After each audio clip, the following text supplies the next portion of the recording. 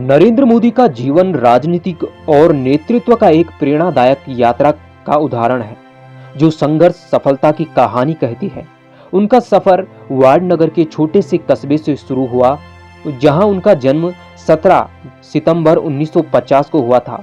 बचपन से वह अपने पिता के साथ वाडनगर रेलवे स्टेशन पर चाय बेचते थे।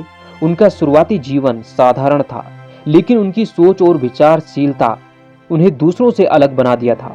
नरेंद्र मोदी की मां हीराबेन उन्हें प्यार से नारिया बुलाती थी, जबकि उनके दोस्त उन्हें एंडी के नाम से पुकारते थे।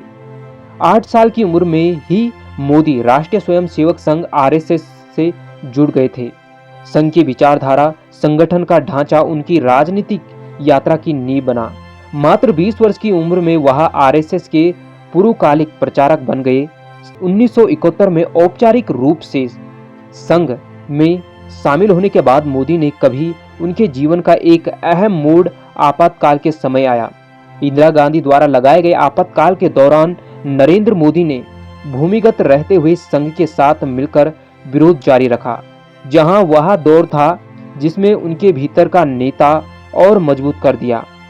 इसी संघर्ष में उन्होंने एक कार्यकर्ता के तौर पर खुद को स्थापित किया और संघ के वरिष्ठ नेताओं में अपनी एक पहचान बनाई। नरेंद्र मोदी का राजनीति में प्रवेश भारतीय जनता पार्टी बीजेपी के गठन के साथ हुआ। 1980 में बनी बीजेपी ने अपने एजेंडा में धारा 370, राम मंदिर और समान नागरिकता संहिता जैसे मुद्दों को शामिल किया। नरेंद्र मोदी ने 1986 में बीजेपी का हिस्सा बनकर संगठन में अपना महत्वपूर्ण योगदान दिया। गुजरात में अहमदाबाद नगर निगम चुनाव में बीजेपी की जीत ने उनकी राजनीतिक कौशल को साबित कर दिया। 1990 में लाल कृष्ण आडवाणी की राम रथ यात्रा के दौरान मोदी ने यात्रा को गुजरात की चरण की तैयारियों का नेतृत्व किया, जिसमें पार्टी की जनधारा बढ़ गई और 1995 में उन्हें बीजेपी का राष्ट्रीय सचिव बनाया गया और गुजरात में बीजेपी की पहली सरकार बनने में भी उन्होंने प्रमुख भूमिका निभाई। गुजरात के बाहर मोदी की संगठन क्षमता की मांग थी। हरियाणा, हिमाचल प्रदेश जैसे राज्यों में नरेंद्र मोदी ने बीजेपी को खड़ा करने में महत्वपूर्ण भूमिका निभाई। हरियाणा में उन्होंने बंसी लाल की हरियाणा विकास पार्टी से गठबंधन किया और पहली बार बीजेपी को सत्ता में लाया। वहीं हिमाचल में प्रेम कुमार धूमला को उभरने में उन्होंने योगदान दिया। मोदी का मुख्यमंत्री बनने का सफर अचानक और अप्रत्याशित था। 2001 में भुज में आई विनाशकारी भूकंप के बाद गुजरात के तत्कालीन मुख्यमंत्री केशव भाई पटेल को इस्तीफा लिया गया। नरेंद्र मोदी, जो उस समय दिल्ली में संगठन के कार्य में लगे थे, उन्हें गुजरात की कमान सौंपी गई। यह फैसला उस समय आश्चर्यजनक था, लेकिन वाजपेयी जी का मोदी पर विश्वास था। मोदी ने इस चुनौती को स्वीकार कर दिया और गुजरात का नेतृत्व संभालते हुए राज्य को नई दिशा दी।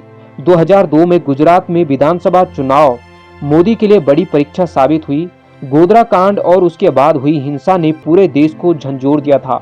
नरेंद्र मोदी पर भी दंगे भड़काने के आरोप लगे थे, लेकिन आरोप उन्हें झुठलाते हुए उन्होंने बीजेपी को 2002, 2007 और 2012 में प्रचंड जीत दिलाई। उनका विकास का मॉडल गुजरात मॉडल के नाम से प्रसिद्ध हुआ, जिसने उन्हें राष्ट्रीय स्तर पर पहचान दिलाई। मोदी का दिल्ली का सफर 2012 से शुरू हुआ, जब उन्हें प्रधानमंत्री पद की उम्मीदवार के रूप में उभारा गया। 2014 के लोकसभा चुनाव में उन्होंने बीजेपी को शानदार जीत दिलाई और देश के प्रधानमंत्री बने और 2019 में बीजेपी ने पहले से अधिक सीटों में जीत दर्ज की और 2024 में भी उन्होंने तीसरी बार प्रधानमंत्री बन गए और इस प्रकार उन्होंने देश की बागडोर संभाली। दोस्तों, प्रधानमंत्री नरेंद्र मोदी की यह संघर्ष की कहानी हमें याद दिलाती है कि अंधेरी रात के बाद एक नई सवेरा जरूर आता है। उन्होंने इस देश को आगे ले जाने के लिए अपना पूर्ण योगदान निभा रहे हैं और इस देश को प्रगति की राह पर लेकर जा रहे हैं।